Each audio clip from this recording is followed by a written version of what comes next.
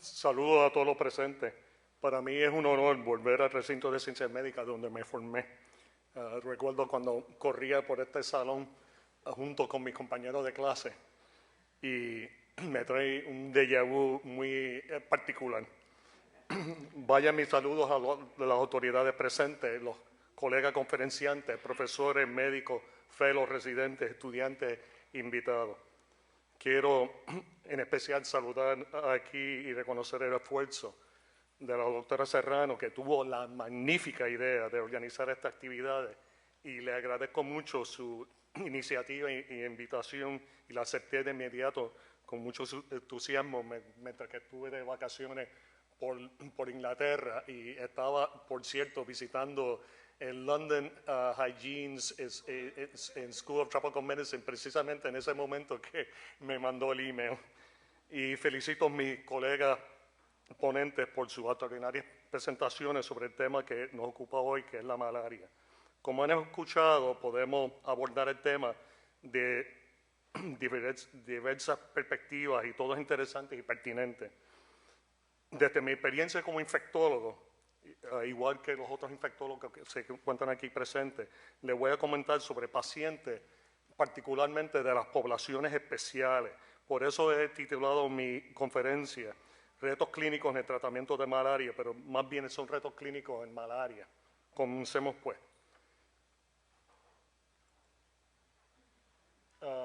Algunos de ustedes recuerdan con mucho cariño esta caricatura, algo gracioso, pero tenemos que recordar, como mencionó la doctora Serrano, que el mosquito es y hoy que es el Día Mundial del Mosquito, que es el animal más peligroso en la faz de la Tierra. Además de otras enfermedades infecciosas que transmite, también causa un poco más de 500.000 de fallecimientos por malaria en África, en el continente africano, anualmente, particularmente en niños de menos de 5 años de edad. Las poblaciones especiales que voy a mencionar en el día de hoy son aquellas que más o menos lo pude clasificar como las pediátricas, en embarazo, los pacientes de HIV, los inmunocomprometidos, los pacientes de trasplante y los pacientes de esplenia o tienen esplenectomía. Y como mencionó la doctora Diana Otero, los viajes internacionales traen problemas. Y en este estudio de Mayo Clinic del 2013, que es bastante reciente, habla de viajeros, 15.000 viajeros que fueron a viajar a áreas de alto riesgo, un 17.9% de ellos. Pero si se fijan, el 23.3% de ellos eran inmunocomprometidos y muchos de ellos tenían comorbilidades del corazón, pulmón, diabetes, psiquiátricos, renales, y hasta un 2.5% de esos pacientes eran embarazadas. Y como ven en esta diapositiva, la mayoría fueron por turismo, pero habían, como dice el doctor Keystone, como dicen, visiting friends and relatives. O sea, que la mayoría de la gente va a visitar amistades o familiares en estos países de alto riesgo. Algunos van por negocio. Aquí en Puerto Rico sabemos que va mucha gente voluntaria y misioneros a otros países que son de alto riesgo. Algunos van por cuestiones de educación, investigación. Todo depende de los factores de riesgo. Pero lo importante de esto es que la mayoría de estas personas no toman profilaxis para malaria cuando van a estos sitios. Y como ven en esta diapositiva, comencemos pues con lo pediátrico. Y como vemos en esta diapositiva, los niños son bebés, y esto lo sabe el doctor Guillermo Vázquez, que es un recién abuelo, están expuestos a bacterias, virus y hongos y parásitos a todo tiempo. Tenemos que tomar esto en cuenta cuando vamos a evaluar un paciente pediátrico que puede ser un viajero internacional. Y como saben, malaria es una de las enfermedades más peligrosas que puede adquirir un niño que viaja. Y estos están a riesgo de adquirir malaria, particularmente si no tienen quimioprofilaxis. Y estos niños con malaria pueden desarrollar un nivel de parasitemia bien alto y estar en un riesgo de las complicaciones que mencionó el doctor Otero, de serias, de shock, convulsiones, coma y hasta muerte. Hay varios, para ser breve, hay varios agentes antimaláricos que se usan en niños. No todas estas preparaciones pediátricas están disponibles a nivel de la farmacia y tenemos que tener mucho cuidado cuando estamos dando estos medicamentos, porque hay medicamentos que son para adultos, como el Malarión, que tiene para adultos, y también hay versiones pediátricas, dosis pediátricas. No hay suspensiones líquidas y orales para aquellos niños pequeños que no pueden tragar pastillas, y hay que hacer compounding a nivel de la farmacia. Y en esos casos, el sabor del cloroquín es desagradable y tenemos que mezclarlo con jelly, con applesauce, con chocolate, sirope de chocolate en cantidades pequeñas para que se lo puedan tomar. Y no están disponibles en todas las farmacias, y menos aquí en Puerto Rico, porque hay escasez de todos estos medicamentos. Y sobredosis pueden ser fatales, o tenemos que mirar las dosis bien de cerca, particularmente de cloroquín, cuando vamos a dar profilaxis para malaria.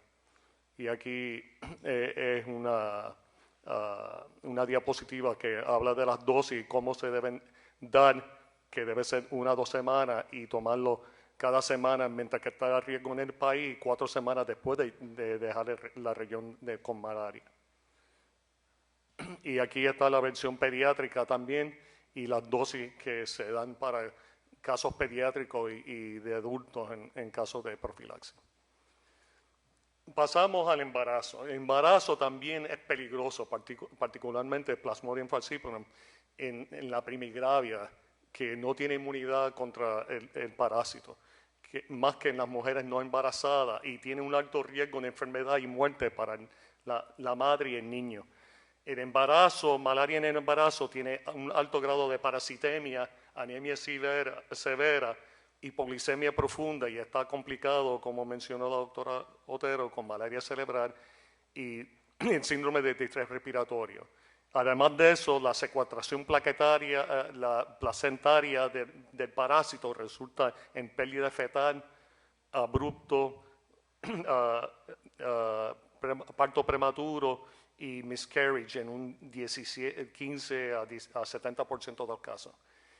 Y en estudios recientes hemos encontrado que niños que nacen de una madre infectada tienen bajo peso en un 35%, pero también se ha encontrado que esto puede ocurrir infecciones submicroscópicas que no se detectan por la metodología actual, por microscopía rutinaria y rápida, las pruebas diagnósticas rápidas. Y eso fue un estudio reciente que se acaba de publicar en mayo de este año.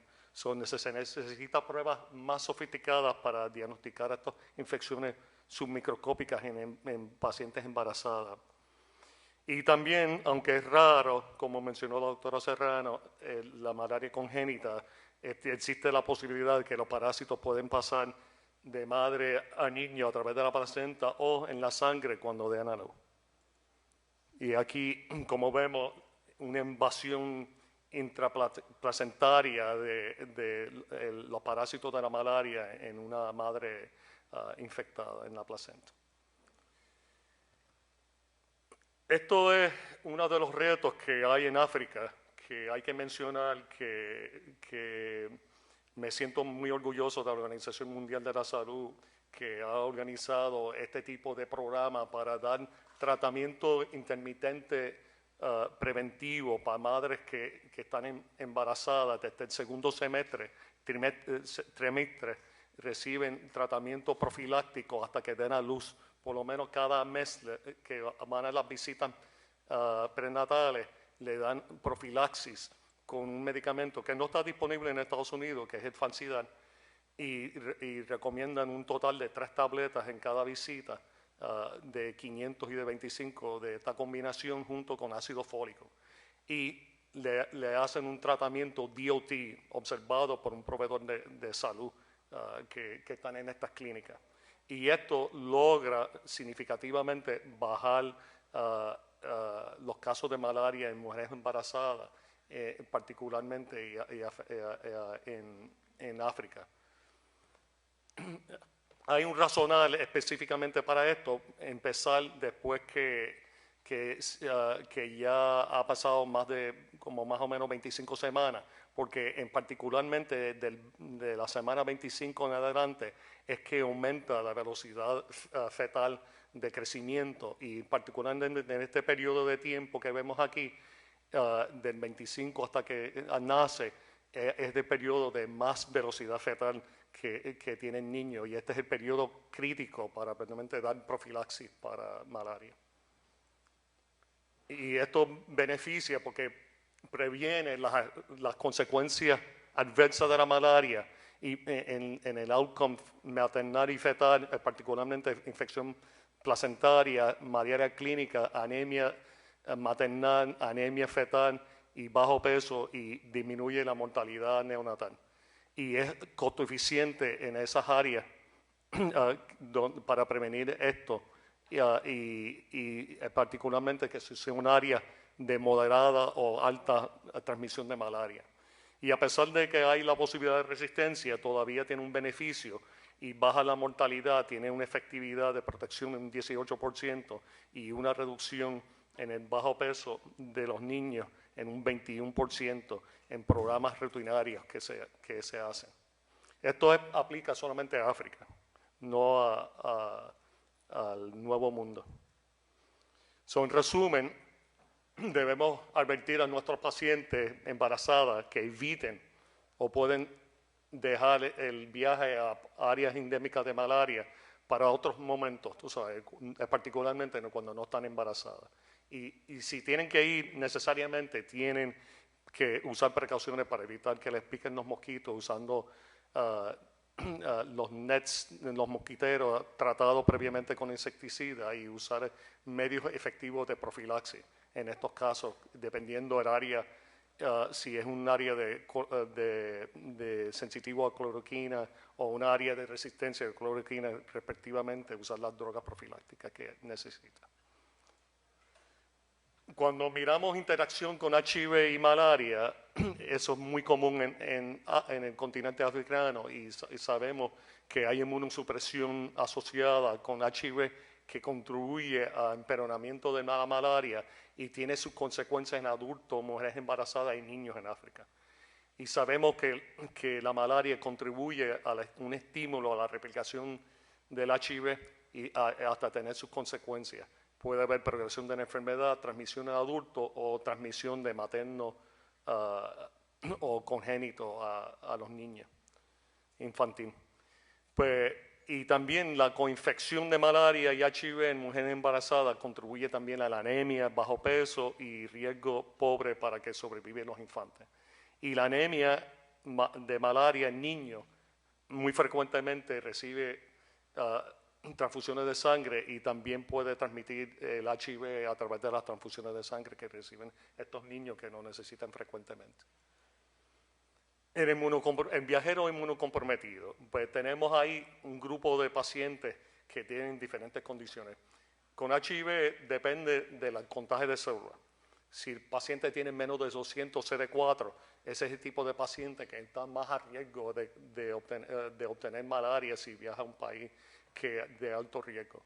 El paciente trasplantado, depende del órgano y el tiempo que fue trasplantado. El paciente de corticosteroides, generalmente el paciente de corticosteroides que está en más de 20 miligramos por día de prednisona por más de 2 semanas, está a más alto riesgo.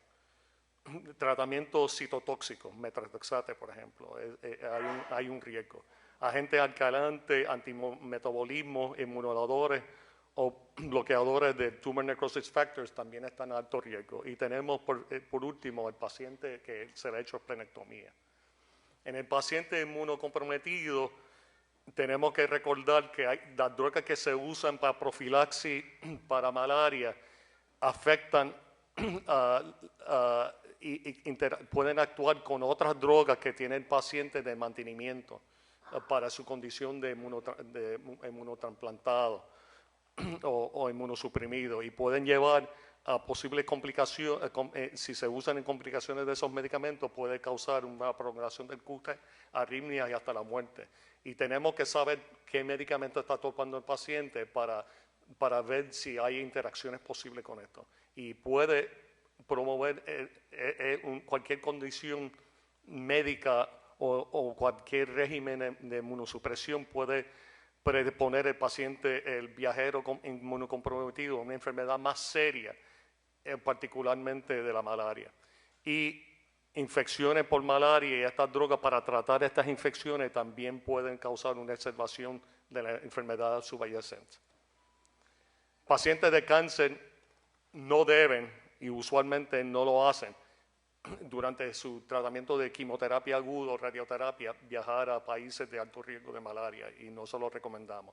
Si están curados, están en remisión, tienen un mínimo de inmunosupresión y esos podrían viajar. Pacientes que tienen cáncer de próstata, que están en terapias hormonales, no son generalmente tratamientos inmunosupresivos. Algunos linfomas, Hodgkins, pueden tener alguna deficiencia celular después de que se curan. Hay que preguntar al oncólogo si están todavía inmunocomprometidos. Pero particularmente pacientes que tienen anemia plástica y otras malignidades hematológicas activas como CLL deben no viajar a países de alto riesgo. Generalmente no hay unas restricciones particularmente de viaje de los pacientes inmunocomprometidos con lupus, enfermedades inflamatorias del colon, enfermedades de artritis reumatológica, siempre y cuando no están tratados con agentes inmunosupresores o inmunomoduladores, pero no hay suficiente data para apoyar esto. Pacientes que tienen esclerosis múltiple, que no están en tratamiento de inmunosupresión o inmunomodulador o no tienen observación de la enfermedad, podrían viajar. Pacientes de HIV que están en tratamiento tienen un interés muy particular cuando evaluamos a estos pacientes que si quieren viajar a alto riesgo, porque muchos de estos medicamentos tienen múltiples interacciones potenciales con drogas que se prescriben para profilaxis de malaria.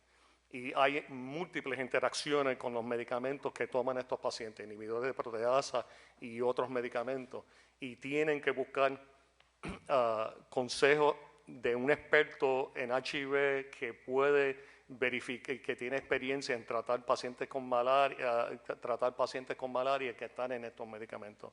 Y hay que siempre chequear todos los medicamentos que tiene el paciente que toma medicamentos para HIV con medicamentos de malaria, y se buscan un website que es muy bueno en este sentido, que está muy al día, que es el website de HIVdruginteractions.org de la Universidad de Liverpool. Los pacientes trasplantados de órganos sólidos. Pues mira, hay un estudio también de viajeros de 2.554 viajeros consecutivos de órganos sólidos que viajaron, que fueron entrevistados antes del viaje, buscaron las posiciones de riesgo, enfermedades en un cuestionario validado y estandarizado antes de viajar.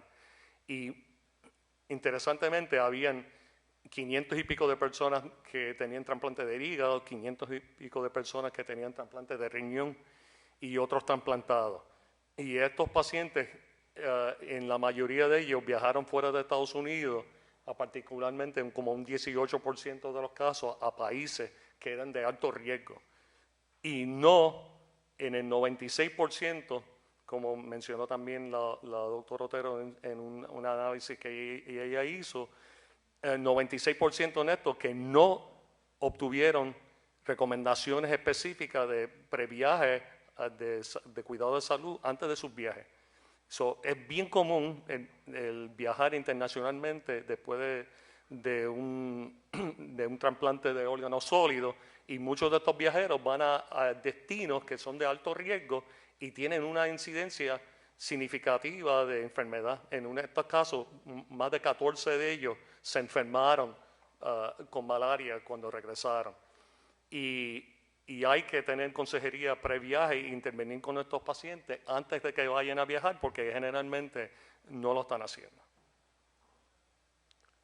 En resumen, el paciente trasplantado que tiene un bone marrow transplant que que ha sido menos de 2 años y no está o está en medicamento inmunosupresivo o tiene una enfermedad graft versus host disease, no debe viajar a países de alto riesgo para malaria. Pacientes trasplantados de órganos tienen muchas interacciones con sus medicamentos crónicas de inmunosupresión, sus agentes que utilizan, y debe verificar eso con relación a los medicamentos de profilaxis o tratamiento de malaria. Sabemos que el mefloquine, doxiciclina, cloroquina y primaquine aumentan los niveles de tacrolimus y cicloclorina A, los niveles, y pueden causar prolongación del QT y arritmias y muerte. Y a pesar de que hay turismo de trasplante, y no podemos olvidar esto, y tratar de eliminar la eliminación de trasplante de órganos en muchos países, el paciente que recibe trasplante de órganos de países de alto riesgo pueden estar vulnerables a infecciones de malaria y pueden hasta regresar infectados con malaria por un órgano infectado que reciben en estos países. El vaso es bien importante en el clearance del parásito del cuerpo